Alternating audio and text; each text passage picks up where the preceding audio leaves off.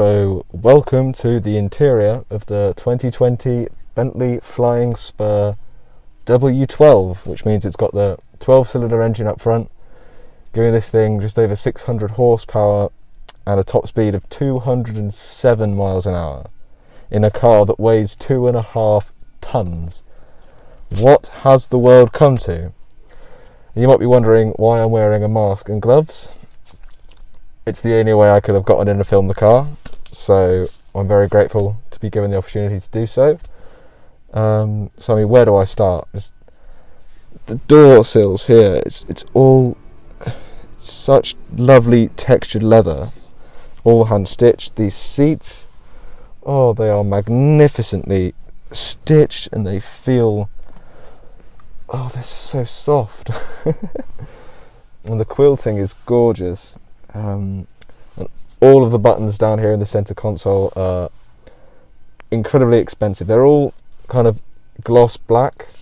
There's a lot of gloss black in this car actually, and that's going to pick up fingerprints like you would not believe. But I mean, some of it's aluminium, metal. Either way, it looks and feels ridiculously expensive, which this car is. I will get onto that later. But the steering wheel is perfectly round.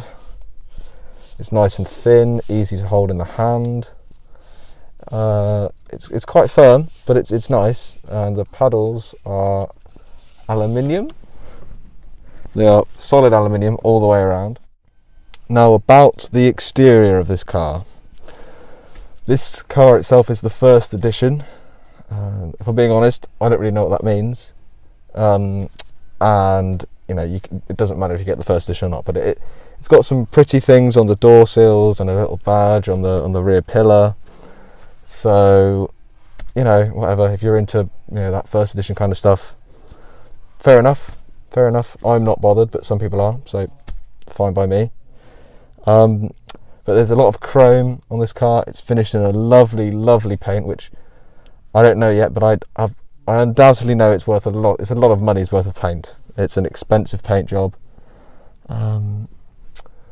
But yeah, no, I think it looks great. It looks much better than the previous one. I've always thought the Flying Spur has been a good looking car. And it used to the Flying Spur used to be a 4-door the Continental GT used to be a 2-door version of the Flying Spur. But now, in the past few years, the models have divided and separated and are now kind of two distinct models. And I think I'll be reviewing a GT very shortly. But no, I think it looks great. The engine's huge. The car is massive. It is well over 5 meters long, probably close to 5.5 meters in length, which is difficult to park. That's what it means. It means it's very difficult to park. But if you've got one of these, you don't care.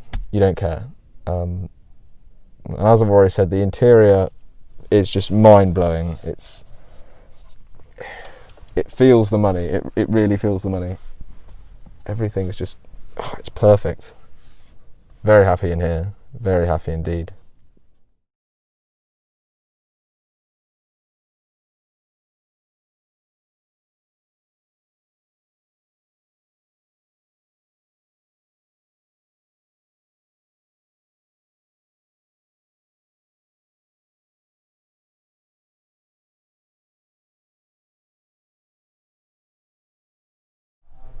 So here you join me in the back of the Bentley Flying Spur W12, and it's no cheaper than the front. They haven't kind of forgotten about the back.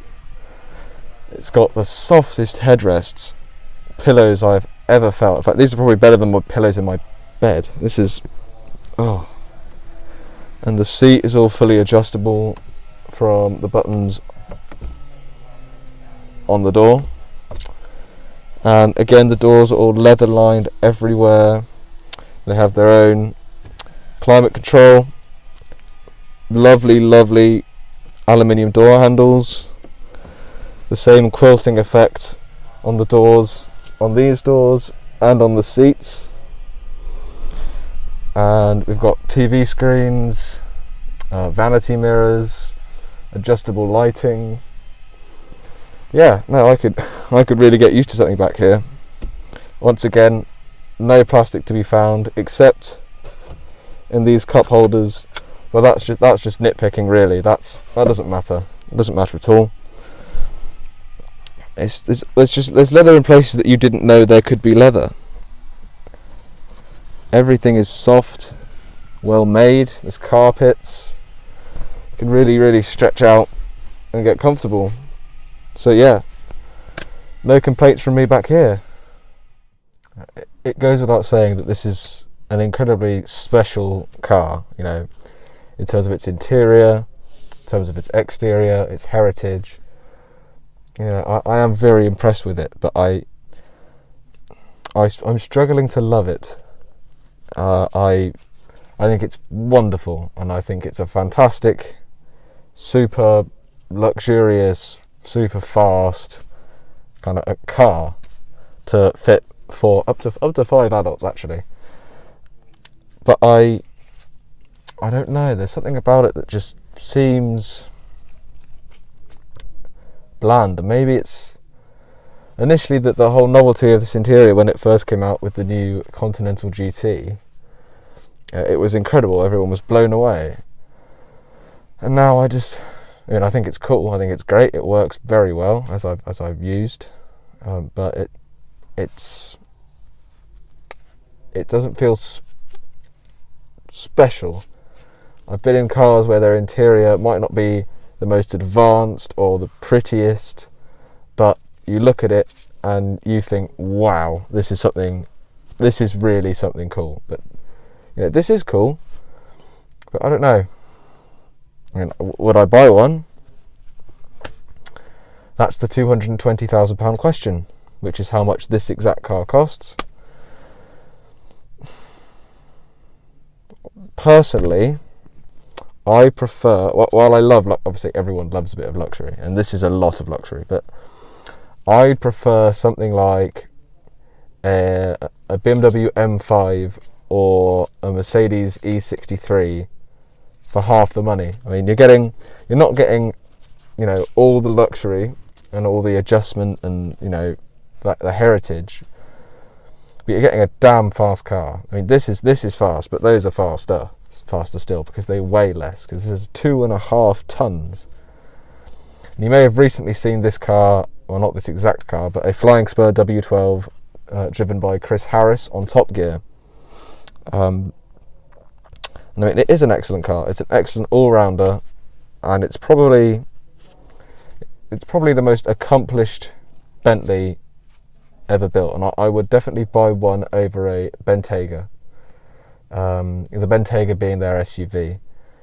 I haven't really got anything against SUVs. No, a lot of people do. I don't really, but I just think this looks better. It's got all that Bentley feeling to it, like all the other cars, except bigger. Now, this car essentially replaces the Mulsanne, which is a car behind me, which was Bentley's Rolls-Royce Phantom rival, their big flagship. And I don't think those sold very well, because they've just now decided to replace that with the Flying Spur. And I think that was a good move, because I think this is excellent. And I don't think Bentley needs loads of different cars in their lineup that more or less do the same thing. But things I can't fault with this car, I can't fault the interior quality, I can't fault the technology, I can't fault how it looks. Emotionally, the connection's not there, in terms of looking at it, sitting in it and thinking, wow. But not all people want that, you know. I think most people buying this car are probably, they're not looking for something for its speed. They want something luxurious, expensive, to make a statement. And this does all of those things. I mean, it's incredibly impressive. I turn the screen off. It's lovely, and you've got, you know, hundreds of millions of customization options. I mean, you can have the exterior in literally any color you want. I really like the color of this interior. I believe it's beluga mixed with a sort of cream, and I think it all together with the wood and the stitching, I think it looks absolutely magnificent. If it was all one colour, I would like it less, and I'm personally not a fan of black leather interiors, not so much because I just think they look a bit boring. I think if you're going to have a nice expensive leather car, it's got to be nice colour, which this is.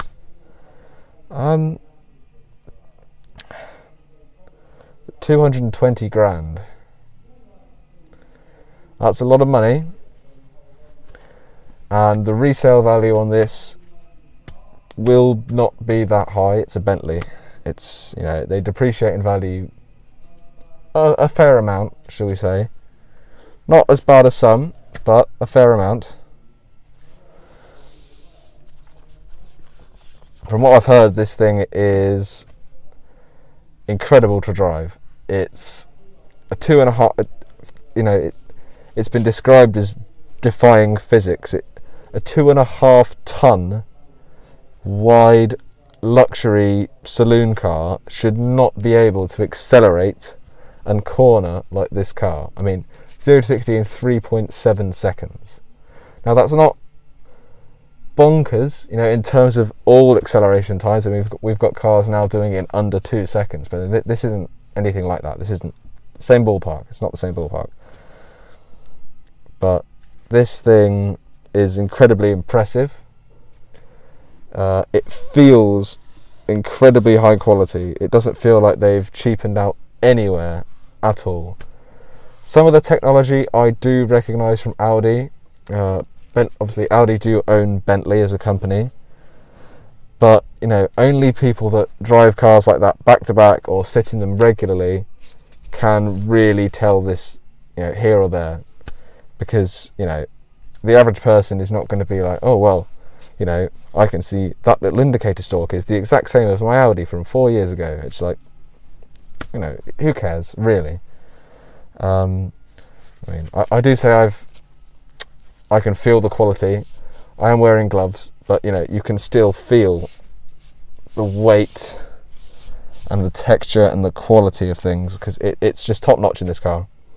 It's absolutely top notch. It's practical too. I mean, you've got plenty of space down here for stuff and things. Plenty of space in there. A big boot, actually. The boot is an impressive size. I think this is a very, very good Grand Tourer. Would I have one over a Continental GT, you know, a two-door kind of sibling to this car? Possibly would. I think this. I think it's more Bentley than I think the staple for Bentley is the Continental GT. It's their best-selling car. You know, that's fine. I'm not going to argue with that. But I think this as a whole is more Bentley. It's the big saloon car with the massaging rear seats, and you know, the ability to take 4 people in luxury, speed and comfort, you know, wherever you want. And I think this car defines Bentley, and I think they've done a very good job with it. Again, I personally wouldn't buy one, but then again, I'm not the target audience for this car. I can see plenty of people wanting one. In fact, I know they do, because this is the only one they've got available in the showroom that's not about to go out to be sold. So it appears they're doing very well on that front. Thank you for watching. It's been interesting. It's been interesting, but I really like the car. And a big thank you to Bentley Berkshire for, you know, handing me the keys, giving me all access for the day. You know, but they've told me Bentley doesn't really like YouTubers coming and reviewing their cars. They don't think it's very proper. But I'm glad they let me sit in this one. Obviously they were kind of worried, oh, is he going to scratch the leather? Is he going to do anything? But no, I haven't scratched the leather, I promise. But no, on the whole, very impressed. Good looking, apparently good to drive. Technology is fantastic. Luxury is fantastic. What more could you want? Thank you.